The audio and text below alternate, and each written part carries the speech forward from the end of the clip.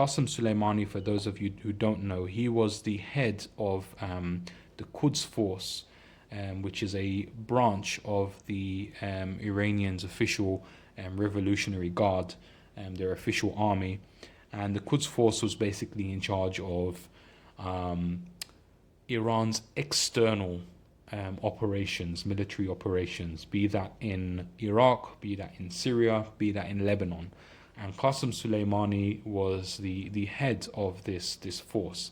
So Qassem Suleimani and his Quds force have been the driving power behind pro-Iranian and pro-Shia militias in the region.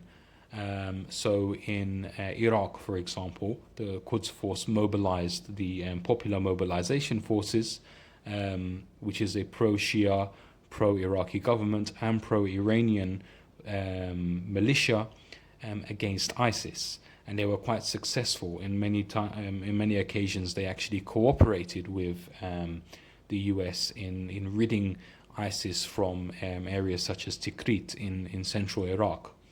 In Syria, the Quds force has been working with the Lebanese Hezbollah militia to support the regime of Bashar al-Assad against Syrian rebels in the civil war there.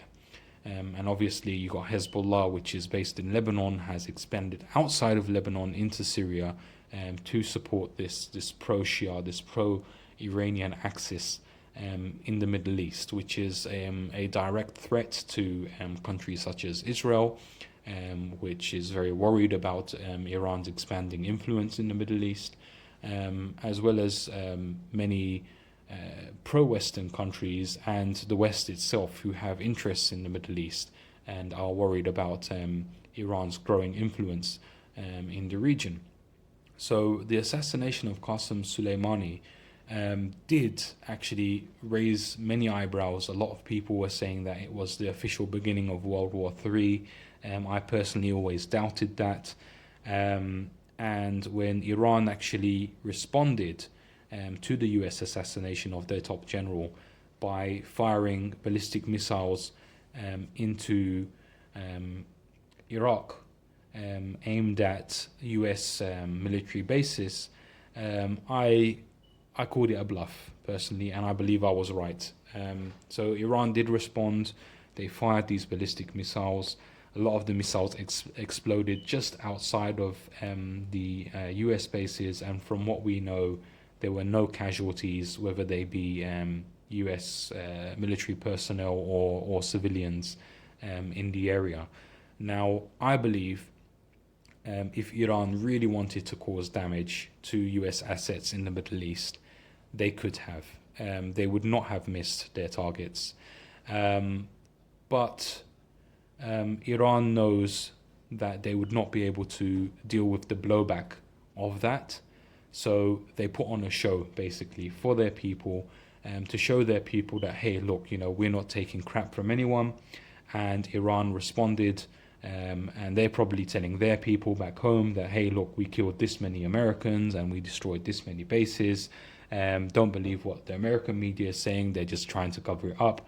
This is the propaganda that they're feeding to their people in Iran.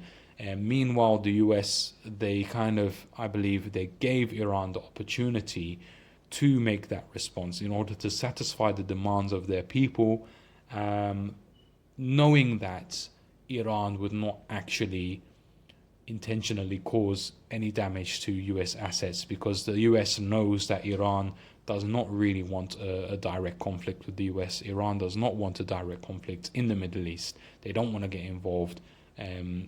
They probably wouldn't win that conflict, and they know that. The US knows that. Everyone knows that. So the US kind of just gave Iran that leeway to make that response to satisfy their people, and then from that point on, it's just going to be a de-escalation process. And I believe we're seeing that de-escalation process right now. However, regarding indirect Iranian operations in the region, that's still ongoing. But we can safely say that the assassination of Qassem Suleimani, it has kind of slowed the momentum, let's say, of Iranian operations in the Middle East.